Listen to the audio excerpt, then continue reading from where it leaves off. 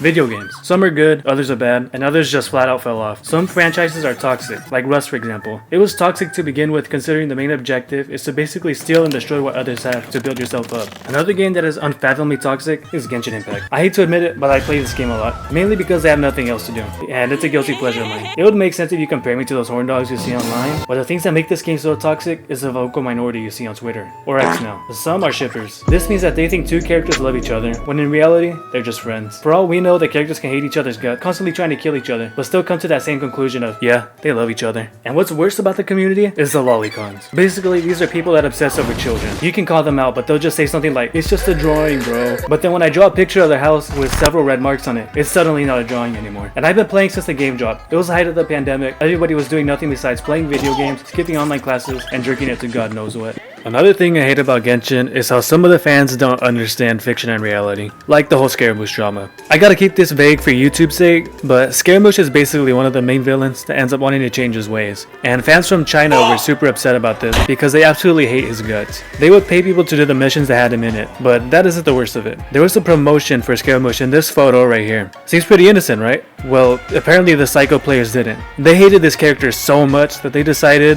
to go outside for the first time in years and decided to kill the cats that look similar to the one in the photo. Yeah, there's no saving these people. And while we're still talking about the toxicity of Genshin, I should ease the tension a little bit by mentioning some more drama that's a bit more on the goofy side. So basically, in the Genshin storyline, there was a royal family that used to run one of the main countries in the past. But there's just one little thing. They owned slaves. And as soon as Twitter found out, they were outraged and they wanted to cancel a fictional family. How do you cancel a fictional family? Are they going to defend themselves? How separated do you have to be from reality to try and cancel a fictional family? Man, I can't handle this drama though. It just makes me wanna... And if you think Genshin is bad outside the workplace, just wait until we talk about this guy. And if you know, you know.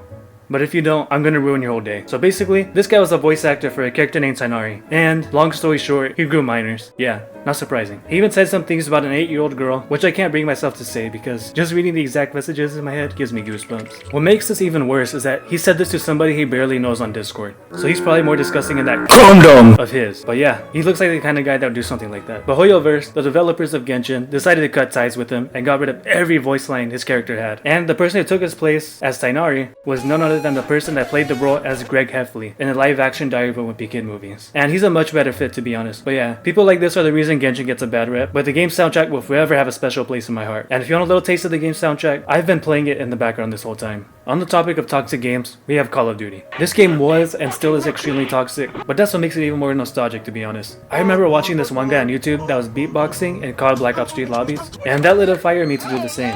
And after taking the huge amount of time to practice for 5 minutes, I knew I was ready. I hopped in the lobby and went at it for not even 15 seconds, and someone immediately started yelling at me. And my dream of beatboxing in COD voice chat has died at that moment. And there was this one guy I would have beef with. It all started when I was being killed by this corner camper. And if you played COD, you would know the struggle. I would die so many times with this one guy just camping in a corner. But the feeling of satisfaction when you finally get revenge is a feeling you can never beat. He got mad and sent me a message and he was talking mad shit for someone that was camping in a corner. So like anybody else would, I challenged him to a 1v1, snipers only, and he turned out to be really good. Despite being a lowly corner camper, I got mad and started playing dirty. How, you ask? I used LMGs, but I still lost. The feeling of defeat overcame me, so I had a little training arc. A couple of months later, I joined up in a lobby, like usually I would after school, instead of just doing homework. And I see the same guy doing the same old tricks. We started talking shit to each other again, and we agreed to have a 1v1 snipers only. And all that training was for this moment, to put a corner camper in his place. And to my amazement, I lost again. No matter how much or how hard I trained, I just couldn't beat him. He was too strong. I still used the same old dirty tricks as last time, but it was still no match for him. He was just better. So yeah, now I can't even bother to look at Call of Duty anymore. But at least I'm not a League player.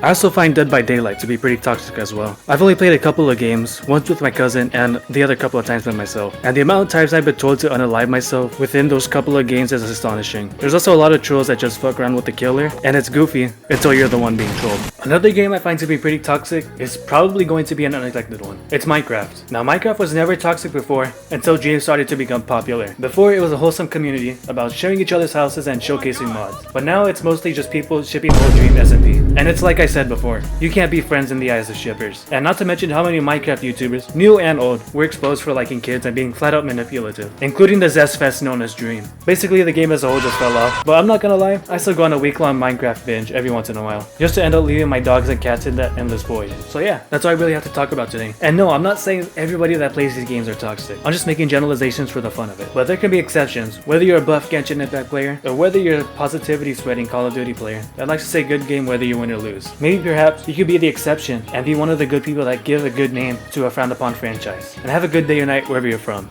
See ya.